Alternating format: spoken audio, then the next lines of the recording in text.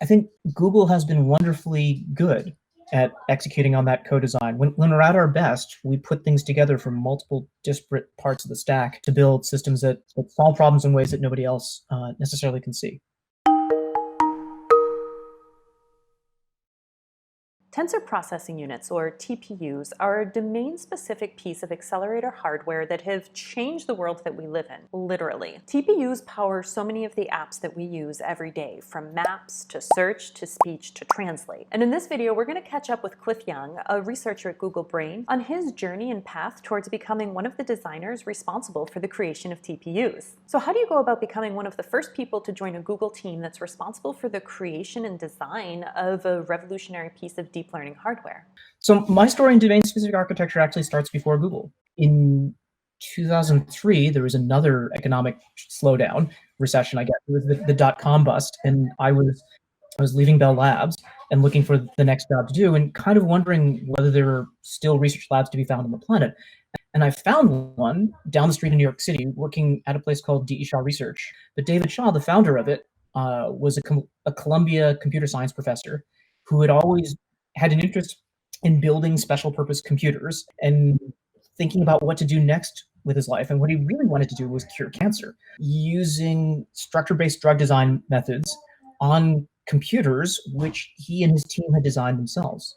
10 years building 2 generations of Anton molecular dynamics supercomputers. The goal of the first 5 years was to build the first generation machine, and our target was to speed up what a National Lab supercomputer could do by a factor of 1,000. The trick that, to beating a National Lab supercomputer was specialization. National Lab supercomputers don't just do molecular dynamics, they do everything in the scientific computing universe. They have to do adaptive mesh refinement calculations. They do all sorts of other astronomical simulations. They do plasma flow. They pretty much any large-scale computing task you can imagine, they have to run.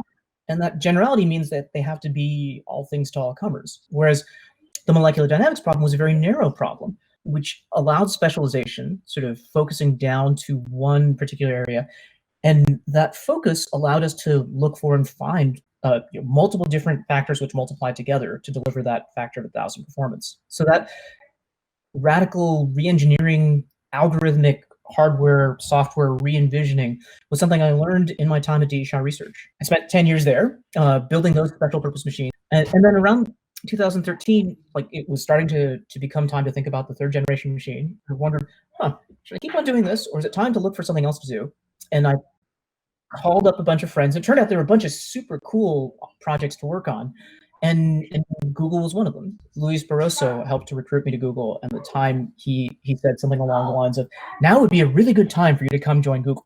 And my reaction to that was, "Come on, Luis, you say that to all the candidates you're trying to sell about Google." But in fact, I think he had in mind the construction of the first TPU, because those discussions were happening between Luis and Jeff and various people in Brain and platforms at the time I was interviewing.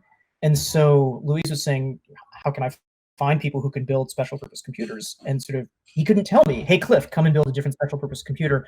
But within 2 weeks of joining, he introduced me to a team of people in Madison who were the hardware core that had done preliminary work on the architecture.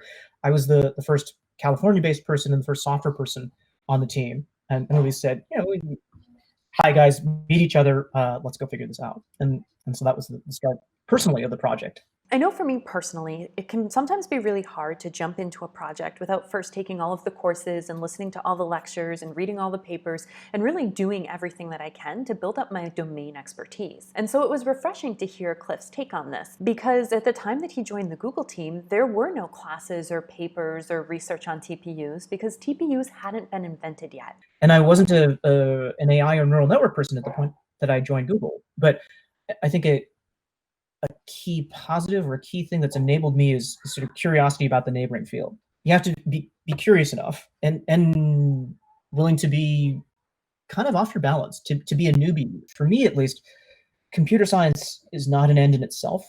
What makes it, what gives it life, what makes my work really interesting is if I have a cool problem to which to apply it. And so if it's chemistry for 10 years of my life and neural networks the last 7 years of my life, there's been hey, there's this new area here about which I'm kind of a newbie, or I'm not the domain expert. I never will be the domain expert. But if I spend enough time hanging out with the domain experts. Maybe I can get a little bit into their heads and ask them, is this what's hard or is that what's hard? When I asked Cliff what the TPU team was like, I was expecting to hear a lot of talk about engineers. What I wasn't expecting was to hear about the deep level of multidisciplinary expertise that goes into building TPUs. Going to the cross-domain thing, I think the TPU team was also wonderful in the ways in which it knit itself together through a variety of disciplines to solve the problems as they relate to not just the application-specific area that we were solving for, but also deploying in Google data centers, which are their own particular pieces of technology that have been managed in certain ways for, again, decades. I talked about hardware-software co-design, and I talked about algorithms. And so those are maybe three aspects of the multidisciplinary aspect of the TPU team. So there were neural network researchers on the paper, and there were software people on the paper, and there were hardware designers on the paper. But then you could broaden that and sort of think about the different tasks that people performed that got onto the paper. And there were application scientists who were launching apps in Google.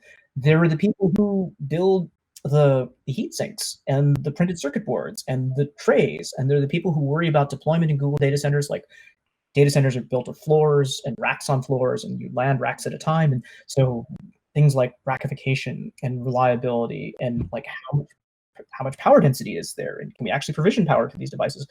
All of those people are on the team, and all of them had to collaborate across disciplines to make things work. This was not the standard flow for anything, right? Like, putting a new kind of machine into a Google data center broke a whole bunch of stuff, and people had to be willing to change from their usual course of work and be open to new requirements and broaden what their systems did as part of landing these things. While talking with Cliff, I was struck by just how curious and open he is to learning new things and taking big risks. And that makes sense, right? Because if you're building something new, something cutting edge, something truly revolutionary, well, there isn't necessarily a playbook or set of instructions that you follow. And what's more, it takes a tremendous amount of collaboration across a multitude of fields. I really hope you've enjoyed these talks with Cliff as much as I have. And if there's something else that you're interested in learning, let me know in the comments below.